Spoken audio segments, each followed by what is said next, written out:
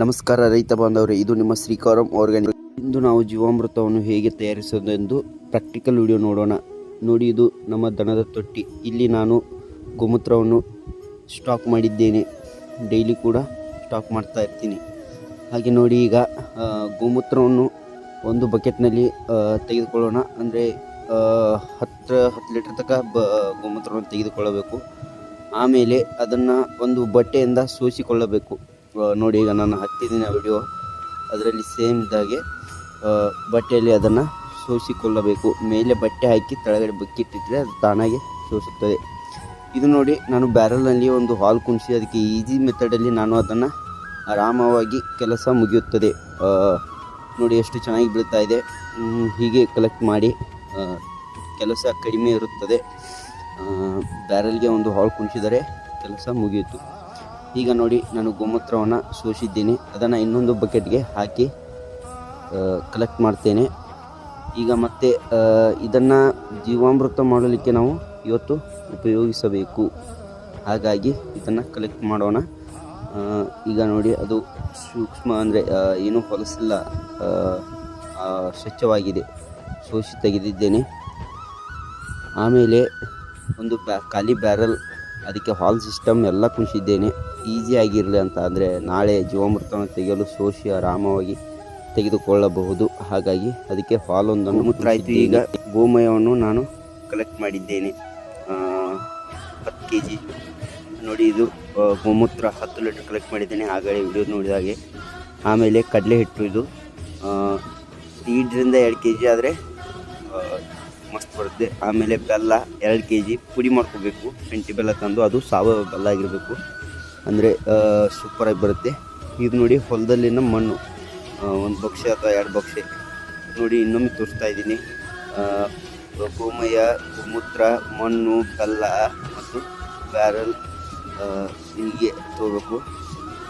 ಮತ್ತು ಗೋಮಯ, ಇದು ಗೋಮಯ ಅಂದರೆ ಆಕಳ ಸಗಣಿ, ಗೋಮೂತ್ರ ಮತ್ತು ಕಡಲೆ ಹಿಟ್ಟು ಅಥವಾ ಬೇಳೆ ಹಿಟ್ಟು ಯಾವುದು ಬೇಕಾದರೂ ಹಾಕಿದ್ರೆ ನಡೆಯುತ್ತೆ.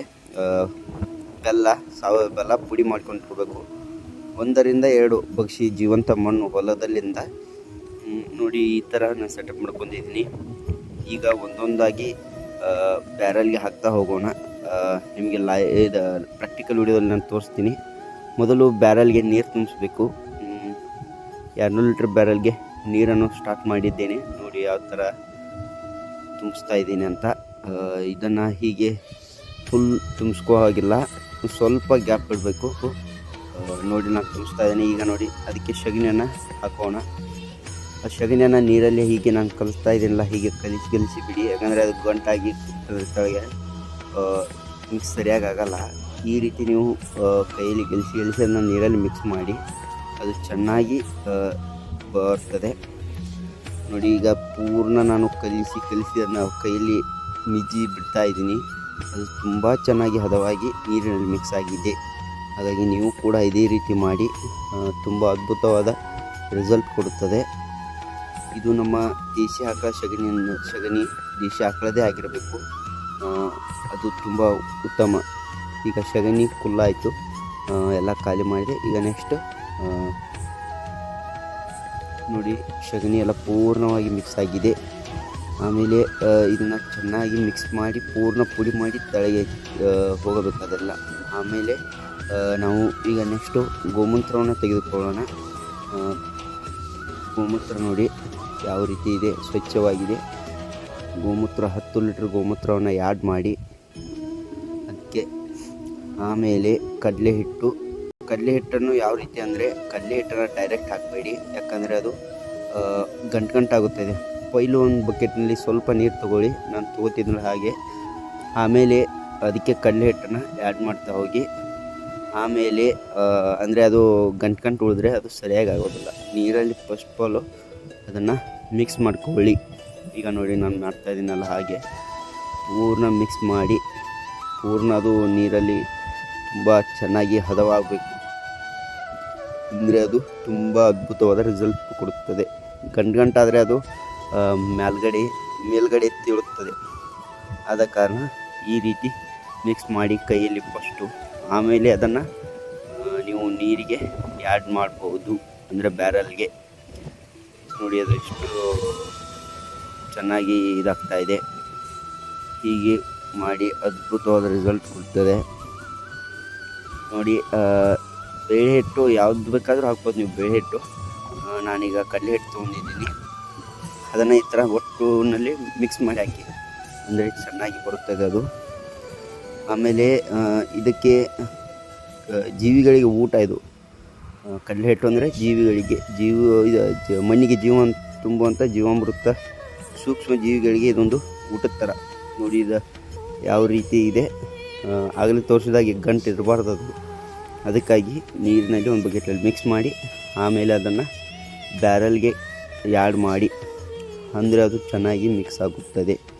ಈಗ ನೋಡಿ ನಾನು ಆ್ಯಡ್ ಮಾಡ್ತಾಯಿದ್ದೀನಿ, ಅದೇ ರೀತಿ ಆ್ಯಡ್ ಮಾಡಿ ನೀವು ನೋಡಿ. ಈಗ ಹೇಗಿದೆ ಮಿಕ್ಸಿಂಗು. ಸ್ವಲ್ಪ ಬಕೆಟ್ನಲ್ಲಿ ಉಳಿದ್ರೂ ಅದೇ ನೀರನ್ನು ತೊಗೊಂಡು ಸ್ವಲ್ಪ ಕೈಯಷ್ಟು ಮತ್ತೆ ಅದಕ್ಕೆ ಸುರಿಬಿಡಿ. ಈಗ ನೋಡಿ ಆಮೇಲೆ ಬೆಲ್ಲವನ್ನು ಆ್ಯಡ್ ಮಾಡೋಣ. ಈಗ ನೋಡಿ ನಾನು ಬೆಲ್ಲ ಪುಡಿ ಮಾಡ್ಕೋಬೇಕು, ಒಂದು ಪೆಂಟೆ ಹಾಗೆ ಹಾಕಬಾರ್ದು. ಈಗ ನಾನು ಪುಡಿ ಮಾಡಿ ಬೆಲ್ಲವನ್ನು ಆ್ಯಡ್ ಮಾಡಿದ್ದೀನಿ. ನೋಡಿ ಬ್ಯಾರಲ್ಗೆ ಆ್ಯಡ್ ಮಾಡಬೇಕು ಈ ಥರ. ಆಮೇಲೆ ಇದಕ್ಕೆ ಮಣ್ಣನ್ನು, ಹೊಲದ ಜೀವಂತ ಮಣ್ಣನ್ನು ತೆಗೆದುಕೊಂಡು ಹಾಕಬೇಕು. ನೋಡಿ ಯಾವ ಥರ ಇದೆ ಮಣ್ಣಂತ. 1-2 ಬಗ್ಸ್ ಹಾಕಿದರೂ ನಡೆಯುತ್ತೆ.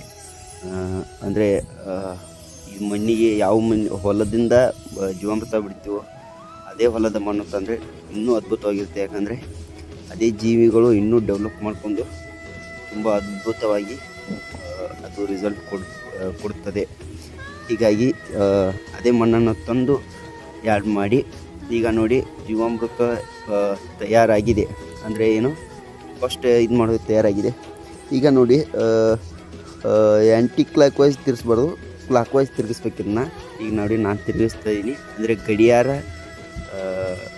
ವೈಸ್, ಅಂದರೆ ಗಡಿಯಾರ ಹೇಗೆ ತಿರುಗುತ್ತೋ ಹಾಗೆ ತಿರುಗಿಸಿ. ಯಾಕಂದರೆ ಅದು ತುಂಬ ಜೀವಿಗಳನ್ನು ಚೆನ್ನಾಗಿ ಬದುಕಿಸುತ್ತದೆ. ಆ್ಯಂಟಿ ಕ್ಲಾಕ್ ವೈಸ್ ಹೋದರೆ ಜೀವಿಗಳಿಗೆ ಪೆಟ್ಟಾಗುತ್ತದೆ. ಹಾಗಾಗಿ ಕ್ಲಾಕ್ ವೈಸ್ ಇದನ್ನು ತಿರುಗಿಸಿ. ನೋಡಿ ಈಗ ಎಷ್ಟು ಚೆನ್ನಾಗಿದೆ ಅಂದರೆ ಸ್ಮೆಲ್ ಮಾತ್ರ ತುಂಬ ಅದ್ಭುತವಾಗಿ ಬರುತ್ತದೆ. ಇದನ್ನು 48 ಗಂಟೆಗಳಲ್ಲಿ ನಾವು ತೆಗೆದುಕೊಳ್ಳಬಹುದು. ಆದರೂ ಮತ್ತೆ ಹೆಚ್ಚು ದಿನಗಳಿಟ್ಟರೂ ಇನ್ನೂ ಅದ್ಭುತವಾದ ರಿಸಲ್ಟ್ ಸಿಗುತ್ತದೆ. ನೋಡಿ ಎಷ್ಟು ಚೆನ್ನಾಗಿ ತಯಾರಾಗಿದೆ. 200 ಲೀಟ್ರ್ ಜೀವಾಮೃತ ತಯಾರಾಗಿದೆ.